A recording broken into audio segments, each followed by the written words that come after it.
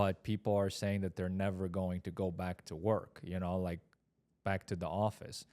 And I've always used to think like there's not a chance, because I knew that like Microsoft and Facebook and those big companies are going to force you to go back to work. It's how you treat your employees is how they're going to feel within the business. Right now, we're at the highest I think we've ever been in terms of credit card debt, which is crazy. Now, so many people are looking at these independent contractor jobs.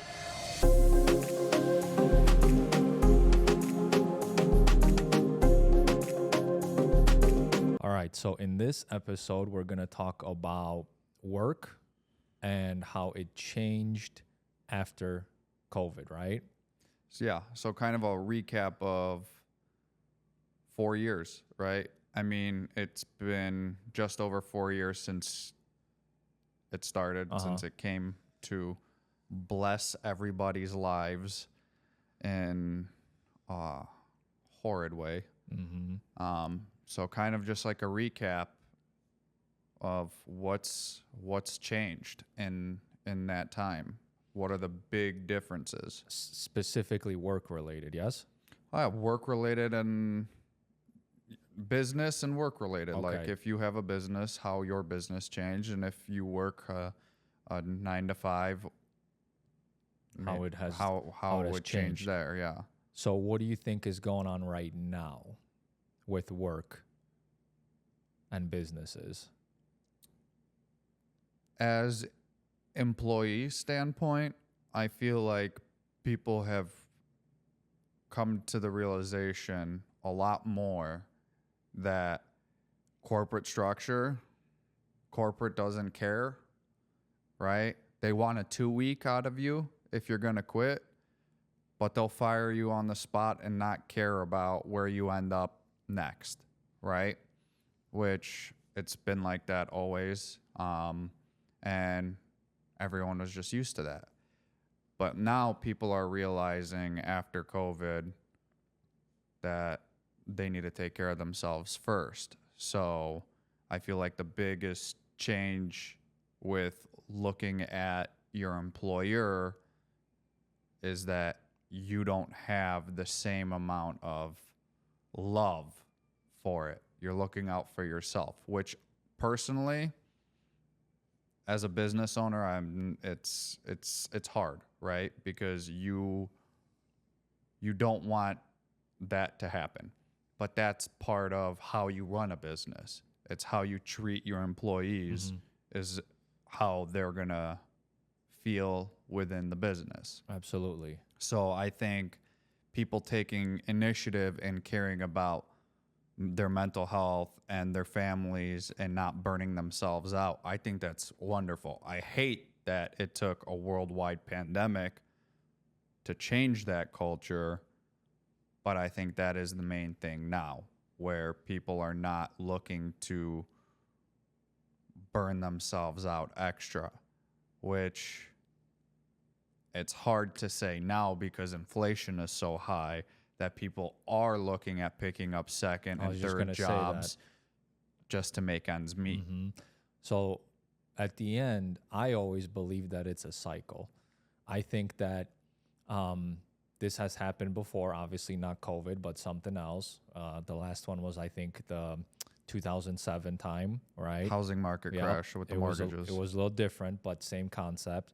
Before then, there was something in the 90s.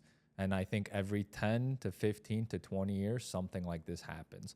So I think this is literally a cycle. What you said, I think, is where we are now.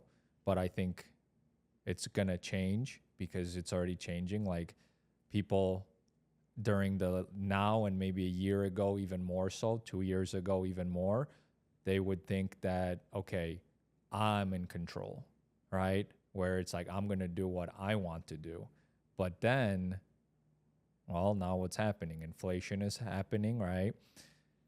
They're losing control because now they need money, right? A lot of people need money. So where do they go to get the money, right? It's like side job here, side job there, or another or they're working 2 full-time jobs to make ends meet. Maybe they're going back to school to get a degree so they can, or another degree to get paid higher at their current position.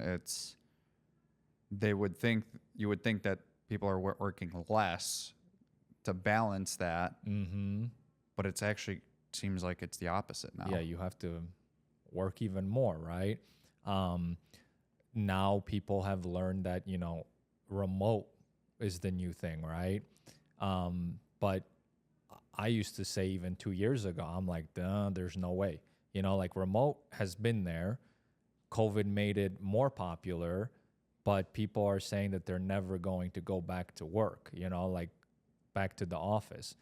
And I've always used to think like there's not a chance, because I knew that like Microsoft and Facebook and those big companies are going to force you to go back to work. Like from a business standpoint, it just made sense. Like there's no way those huge companies are going to allow 100% of their workers to work remote, So, and people would all be like, there's no way I'm returning, But like we just said 2 minutes ago, the roles are reversed, where 2 years ago they did hold the cards, like the employees, right? No, they no longer hold the cards. Like the businesses hold the cards again. And then they did start forcing people to come back to work. Slowly it was like, okay, we're going to do only partially, A hybrid model. Then they were like, no more hybrid model. You're only going to the office. And it's not everybody, right? There's still some roles that they let you work remote, but that was there before too, Right. So it's not like anything really has changed. So I feel like it's a cycle, like it's gonna happen. And I think again, one day maybe something like this will happen in 10, 15 years, and it's just going to be a cycle, right? But where we're at right now, I think it's that transition where businesses are getting the upper hand again, because people are fighting for jobs, like there isn't as many of them because sales of every company has gone down, which means companies are not hiring as many people. They're letting go of people. They're saving up money, which means if they're saving up money, they're not building new warehouses like Amazon, I think 2 years ago, and the huge companies were building warehouses everywhere. Now this year, they stopped building those warehouses because they know they've already built so many of them that now the sales are down. They don't need to be building any more of them. They're set for the next like 10 years. So now everybody's trying to fight to make more money, and businesses have the upper hand. And I think it's going to be like that for minimum at least 3 years. And what's crazy is also there's these other businesses that expanded too quickly during the COVID times, like these delivery apps or whatever, the convenience apps, right? It was very big, Getir, however you pronounce it, the purple, kind of like GoPuff, where it's Are those still around, GoPuff? GoPuff is, but 'Cause Getir, I've never even seen them like in person or on. I've seen their ads, but like, people get it delivered to my building all the time. Yeah? Yeah. With Getir, it was very popular starting around COVID. Like they were expanding so quickly, right? And their concept was like, they're 7-Eleven, right? But you can't just walk in. You got to order off the app, and their drivers will come and grab the food or whatever, or the snacks from that brick and mortar location, hop on the moped, and deliver it to you. They expanded way too quickly, and their prices were outrageous because now you have to cover rent overhead on those stores.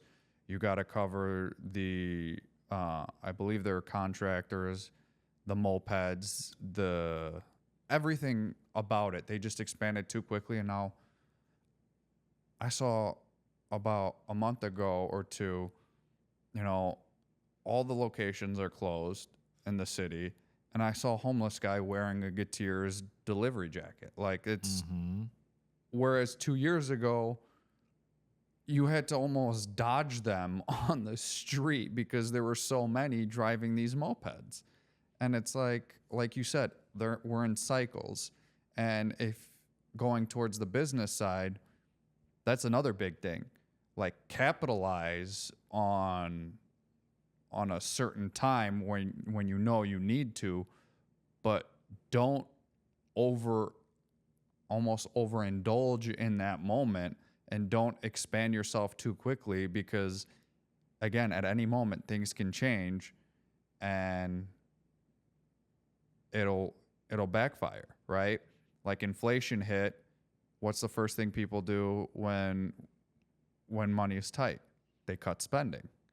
They're cutting delivering. Like First credit cards, and then once credit cards are maxed out, right. then they cut, because right now we're at the highest I think we've ever been in terms of credit card debt, which is crazy, because that's when it started to get real bad. Credit card debt's at an all-time high. Mortgage payments, High. average mortgage payment is at an all-time high. Average home price is close or almost I at think an it might be all-time high. And the job market, employment is slowing down. Places aren't hiring as much anymore. Yeah, because like you just said, like that company, they overdid it, and now they had to get rid of so many jobs. Thousands of jobs are gone. And that's like across thousands of companies, big ones too. So now those people that thought they were in control because they were saying, I'm never going to the office, it's my way or the highway, those are the people that have no options right now. And now they're stuck, suffering and they're even suffering. more. And I mean, we've kind of talked about it over the weekend and stuff. Last couple weeks and months that I've been ordering Ubers and Lyfts, I just have had really bad experiences. Cars smell. The drivers don't know their routes, even though they're following a GPS. You know, I was getting a ride, me and Jess were getting a ride to LAX when we were coming back from vacation. The driver went and told us, sorry, it's my first day. His GPS was in another language, and he's like, I'm following what the GPS is saying. Right, but now you're at an airport where you got to follow the signs, and we were going to departures, and he took us to arrivals, and we had to get out because we were an hour and a half from boarding, and we were scared we weren't going to make it. So now so many people are looking at these independent contractor jobs, Things that they aren't even used to or done before. exactly, as secondary jobs or even primary jobs, right? Yeah. And People coming from like the tech side, they got laid off. They have nothing else to get, no other job that they could get in there Ubering. right. And Uber is, I think they still have their bare minimums of requirements, right? Clean driving record, your car has to be good. But what stops somebody from getting approved, going through the car inspection, and now you're smoking nonstop in the car smells like crap, or somebody stains it in the back, and the car seats are all stained. It's just a bad experience Right. overall. Whereas several years ago, it was almost like you had your own personal driver. That's how well the experience was. But now, everybody is a driver. I mean, I still drive Lyft, right? But I keep the car clean. I have the air fresheners. Anytime something spills, I go and get the stain cleaner and I clean it immediately. If Jax is in the car and there's hair, I got off Amazon a little portable vacuum that I clean it up so people don't sit in it. I still care about the experience I give during rides, but it seems like so many other people are like, it's whatever. I'm approved. I'll get the rides. And I feel like too many people just automatically either close the rating and tip, or just automatically hit 5 stars even though it wasn't a 5-star ride. You kind of laugh at me sometimes when I give more of an honest rating when it's like a 1, 2, or 3-star ride, but I feel like people got to start doing that more so we could filter out these crappier I experiences. I do think it's going to be happening a lot more because, like I said, this is all cycles. What's happening now is when people start to get tight on money, now they look at everything they buy more seriously, okay? Because now if you paid for an Uber and you're getting a person that comes in a car that smells like smoke, it's dirty, now you're like, well, I'm already tight on money. I need to really be like, I need to have a good service for me to feel like it's worth it. It's different when, someone prints out a bunch of checks and gives it to you. Everybody's making money. Now you don't care because so much money's coming in. But once it's tight, people start to look at these things more seriously. So now what's going to happen, and it's already started happening, you're going to see companies are going to start improving their services. And that's going to happen because now they're going to be losing clients. That's how now this is where companies are actually competitive against each other because now one company is going to know this. They're going to be like, okay, I need to filter these drivers better. I'm not going to allow people that have this type of car to, service customers. And now they're going to step up their game because they realize that the customer's not going to be booking as much, right? Because that's literally how this works, right? So I do think in the next 2-3 years, it's going to get more competitive and services are going to start to improve. I think the quickest way, and maybe Uber and Lyft want it this way so that they could push you to the next tier and get you into an Uber Black where you pay more and you're getting a higher end car where the experience is going to be great, right? Maybe that's their motive. Can't say for sure.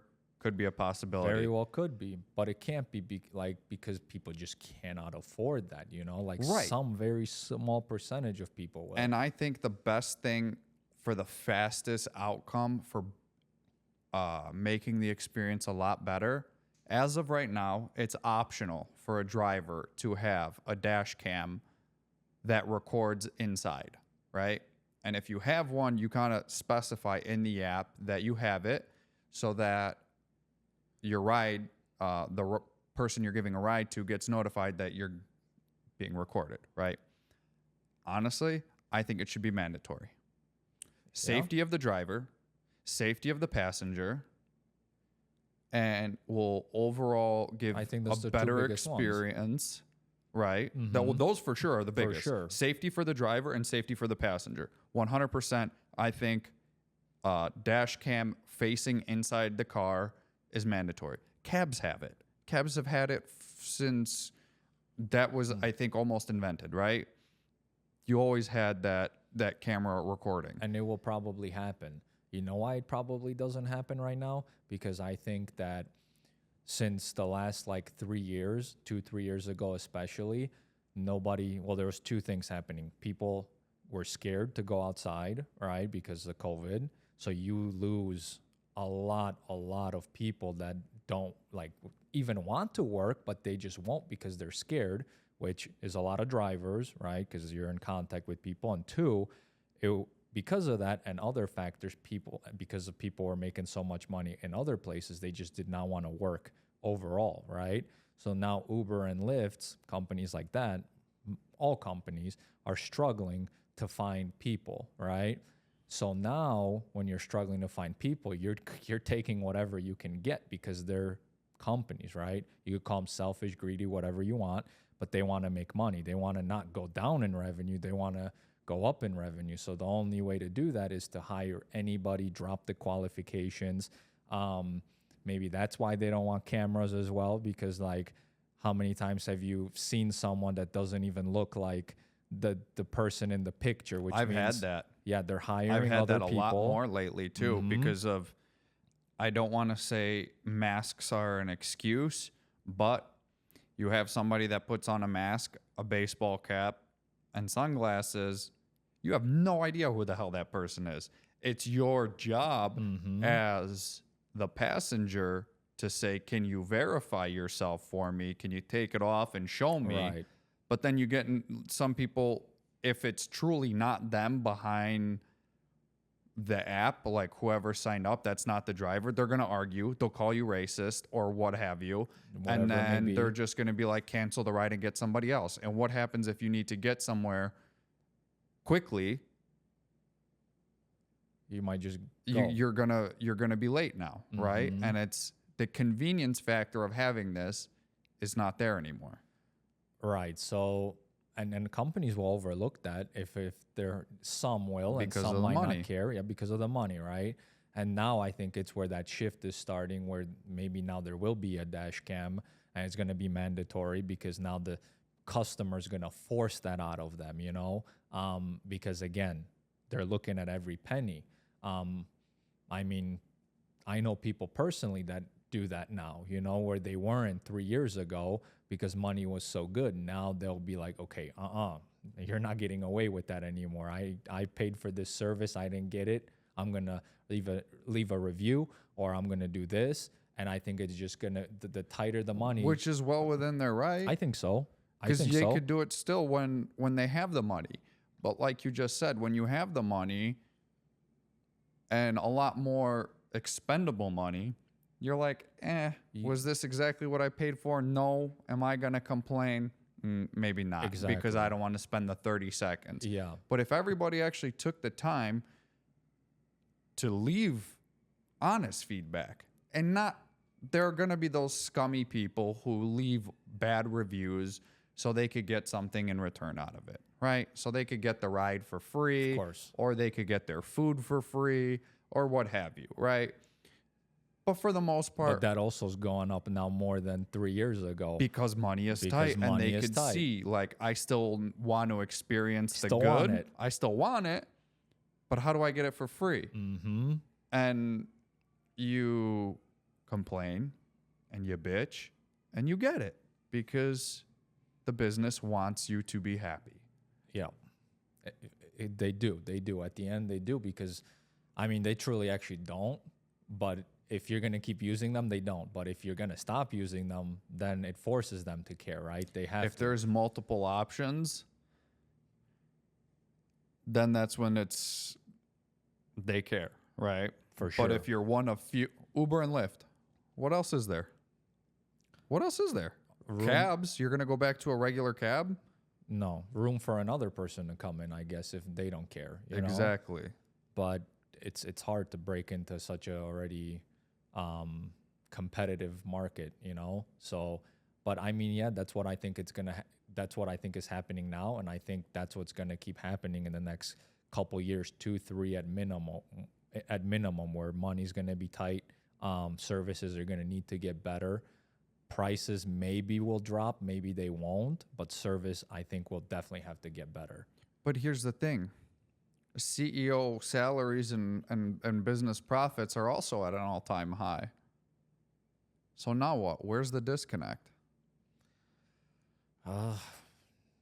Just they don't want to suffer. You know, the sales have gotten to the peak at 2022. It's comfort. Yeah, you don't want to go lower, The sales are always about getting higher and higher, never lower. and the rich get richer, right? And it seems like always the little guy is getting screwed.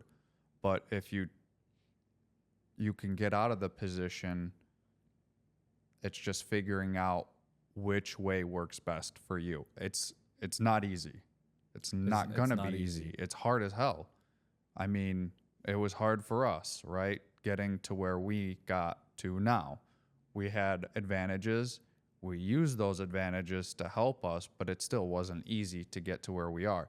And that's also why we give back every week with the giveaways, because we understand that it's such a hard time for everybody and we want to be helpful.